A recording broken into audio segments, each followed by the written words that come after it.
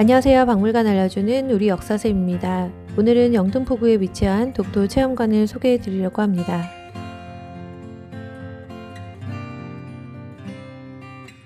독도 체험관은 영등포 타임스퀘어 지하 2층에 있어요. 1호선 영등포역 3번 출구에서 13분 정도 걸어오시면 됩니다. 관람 시간은 평일 오전 10시 30분부터 오후 7시, 주말 공휴일에는 오전 11시부터 오후 6시까지 운영합니다. 독도 체험관은 독도의 역사와 자연 등 다양한 정보를 소개하고 있어요. 2012년 충정로에 개관하였고 2022년 10월 25일 독도의 날을 맞아 현재의 자리로 확장 이전하였답니다. 독도는 한반도의 부속 도서로 동도와 서도의 89개의 섬 전체가 천연기념물 제336호로 지정 보호되고 있으며 천혜의 자연환경과 생태계를 가지고 있어요. 독도에는 현재 경비대 건물과 등대에 주민 숙소 등이 있고 2022년 3월 기준으로 3,655명이 등록 기존지를 두고 있어요. 독도에 가려면 울릉도에서 출발하는 배를 타야 하는데 우선 강원도와 경상북도의 항구에서 울릉도행 여객선을 타고 약 3시간 정도 이동한 후 울릉도에서 독도까지는 1시간 30분에서 2시간 정도 더 걸립니다. 독도는 역사적, 지리적, 국제법적으로 명백한 우리 고유의 영토입니다. 지금부터 독도가 우리의 영토인 증거를 하나씩 살펴볼까요? 세종실록 지리지에는 우산과 무릉 두 섬이 울진현의 정동쪽 바다 가운데에 있다. 두 섬은 서로 거리가 멀지 않아 날씨가 맑으면 바라볼 수 있다 라고 기록되어 있어요. 독도에 대한 기록은 신라시대로 거슬러 올라갑니다. 울릉도와 우산도는 우산국의 땅이었는데 신라 지중한 13년 하슬라주의 이사부 장군은 신라 땅에 쳐들어와 금은보화를 약탈하는 우산국을 혼내주기 위해 나무로 만든 사자를 이용해 겁을 주어 우산국을 정복했고 고려시대 울릉도에서는 고려의 토산물을 바쳤으며 이런 사실은 삼국사기와 고려사에 기록되어 있어요.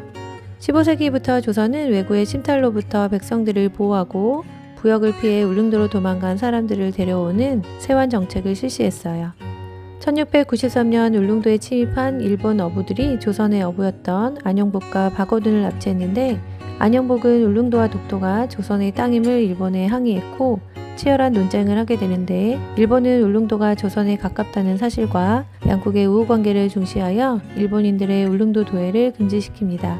안영복은 1696년 5월 다시 일본에 건너가 울릉도와 독도가 조선의 영토라는 것을 다시 한번 확인시켜 줍니다. 울릉도 쟁계와 관련된 도토리번의 답변서와 울릉도 도해 금지령, 그리고 안영복이 두 번째로 일본에 갔을 때 옥기성 관리가 기록한 보고서에는 강원도 안에 울릉도와 독도가 있다고 기록되어 있어요. 당시 안영복 사건과 수도관 파견 등의 내용은 숙종실록에 기록되어 있어요. 이후 조선 정부는 3년마다 울릉도에 수도관을 파견하여 울릉도에 일본인이 들어왔는지 조사하고 울릉도의 지형지세와 토산품을 파악합니다. 1837년 일본 정부는 울릉도 도해 금지령을 어기고 울릉도로 건너간 일본인을 사형에 처하고 도해 금지령 푯말을 세웁니다. 울릉도와 독도가 조선의 영토이며 일본과 관계없는 땅이라는 것은 1870년 일본 외무성 관리의 보고서나 1877년 일본 메이지 정부의 최고 기관인 태정관의 지령으로 알 수 있어요.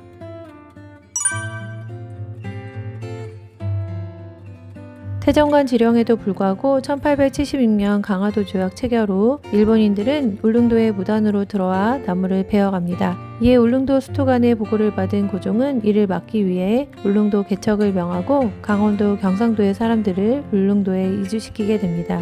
거듭된 항의에 일본은 1883년 10월 불법 침입한 일본인을 철수시키게 되지요. 1882년 고종의 명을 받고 울릉도 관찰사로 파견된 이규환이 작성한 일기와 보고서, 그리고 울릉도의 내부와 외부를 그린 울릉도 지도입니다. 그러나 일본인들은 계속해서 벌목과 불법 상거래를 일삼고 1900년 대한제국 정부는 10월 25일 칙령 제41호를 제정하여 울릉도와 독도에 대한 관리를 강화합니다.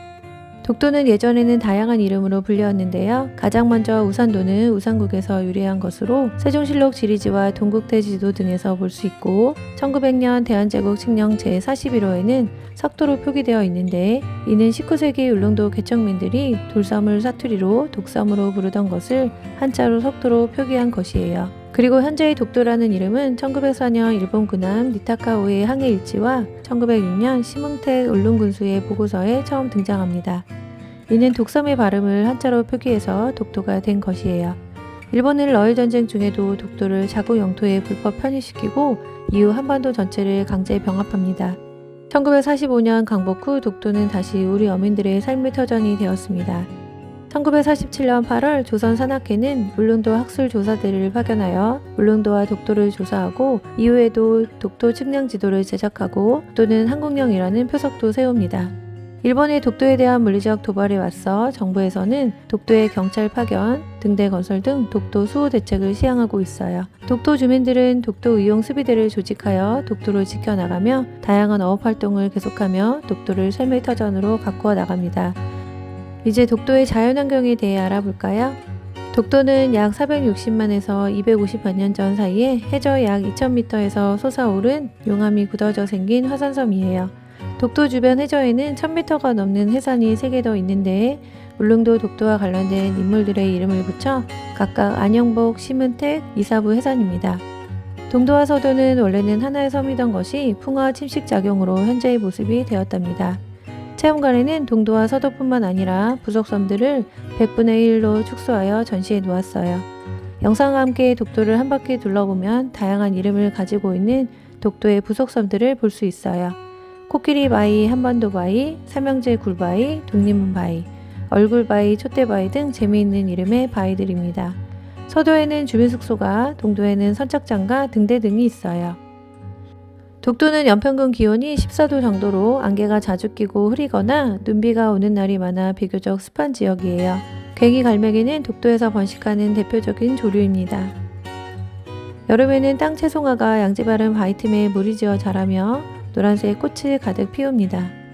그리고 가을에는 해국이 연보라색 꽃을 피웁니다. 밤바다에는 오징어잡이 배가 환하게 불을 밝힙니다. 독도 체험관에는 독도의 식물, 독도 바다의 환경과 생물, 독도에서 서식하는 동식물을 퍼즐 및 다양한 체험을 통해 알 수 있도록 해놓았어요. 독도 체험관에서 독도 역사에 대해 자세히 알아보고 체험존에서 다양한 체험도 즐겨보세요.